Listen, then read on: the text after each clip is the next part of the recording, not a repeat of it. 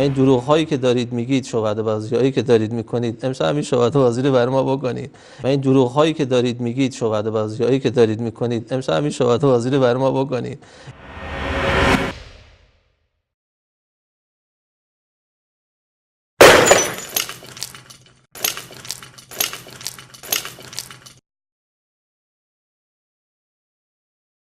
در رابطه با این آیه 59 سوره نساء، یا ایها الذین آمنوا اطیعوا الله و اطیعوا الرسول و اولو الامر منکم، سوال کردن از پیغمبر اکرم اولو الامر کیا هستند؟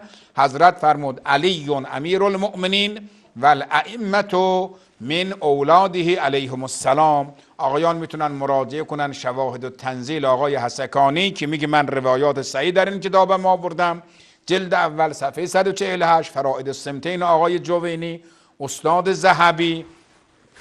برای شما عرض کنم جلد اول صفحه 304، تفسیر فخر رازی جلد 3 صفحه 357، البته چاپ مصرش.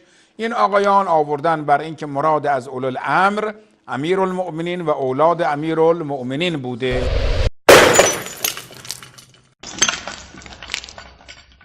بینندگان عزیز، تا الان که دیگر باید با عادات جناب قزوینی و تخصصشان در مورد تلبیس آشنایی کامل پیدا کرده باشید. جناب قزوینی در این مسئله نیز از تخصص خودشان استفاده کرده و طوری وانمود کردند که هر کس از واقعیت امر بیخبر باشد و حرف ایشان را بشنود 100% به سخنان ایشان باور کامل پیدا می کند، چرا که برای سخنانشان سند هم ذکر نمودند، اما واقعیت چیز دیگری است.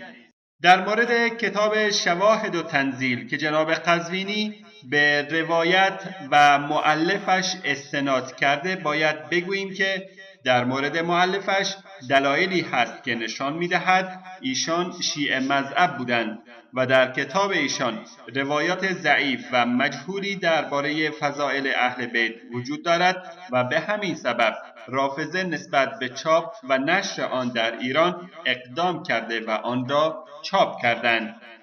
آقا بزرگ تهرانی که خودش هم یکی از مؤلفین شیعه می باشد، در کتاب الذریعه جلد 4 صفحه 194 درباره این مؤلف چنین می گوید: ووجدت له مجلسا يدل على تشیعه، یعنی مواردی یافت می شود که دلالت بر شیعه بودن این مؤلف یعنی حسکانی دارد. و ابن تیمیه رحمت الله علیه در کتاب منهاج السنه جلد 8 صفحه 172 و 198 حدیث رد الشمس که در کتاب حسکانی ذکر شده را رد کرده است و همچنین ابن کثیر در البدایه و النهایه جلد 6 صفحه 88 آن را ذکر نموده است.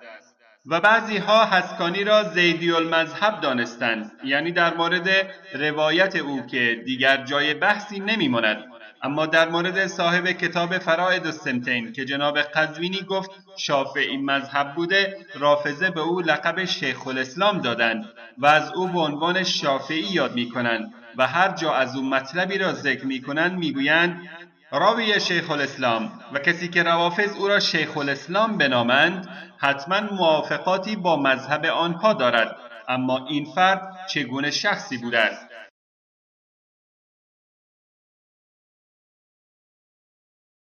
در کتاب الاعلام للزرکری جلد 1 صفحه 63 آمده است که ابراهیم ابن محمد ابن مؤید ابی بکر ابن هموی الجوینی صدرالدین ابوالجام شیخ خراسان در زمان خود و اهل جوین بود.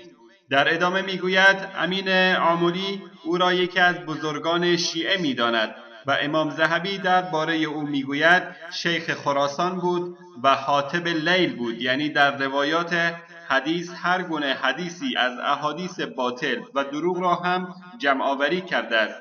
اما درباره تفسیر رازی که جناب قزوینی گفت در چاپ مصر آن این مطلب ذکر شده است، در تفسیر فخر رازی که به 3 نام تفسیر رازی، تفسیر مفاتیح الغیب و تفسیر الکبیر یاد می شود، امام فخر رازی در ابتدا می گوید که بعضی از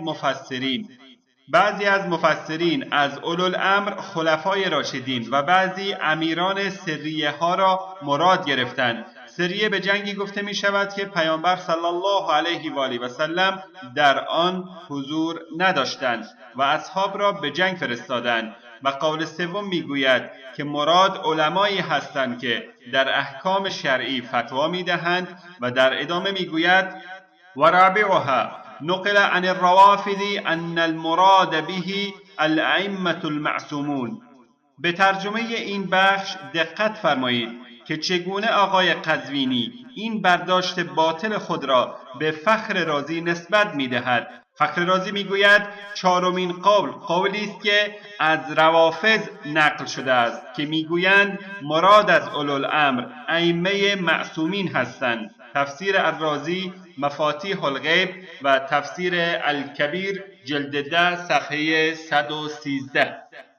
آقای قزوینی، منظور فخر رازی از روافض شما هستید، نه اهل سنت.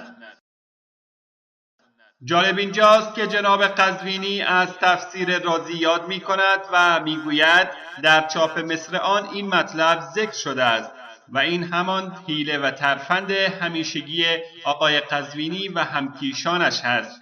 حال قضاوت را به بینندگان عزیز واگذار می کنیم.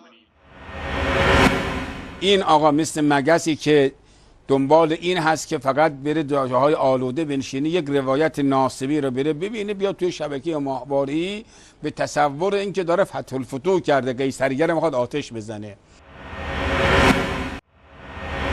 خب عقل این آقا به اندازه گاوه دیگه، بیش از این ما نمیتونیم بگیم دیگه. شعورش غیرش همین اندازه بیشتر نمیتونه تشخیص بده. شما اگر راست میگید هیچ، اگر دروغ میگید لعنت خدا و ملائکه و جمیع جن بر شما و بر پدر مادر شما که اینطور بی‌حیا شما را تربیت کرده و بر اساتید شما که ادب برای شما یاد نداده. آقا این دیوانه است، این خل و چله برای مال خلیایی شده، این عقل نداره، شعور نداره، سواد نداره. خب اینها برای شما اینها ملاک نیست.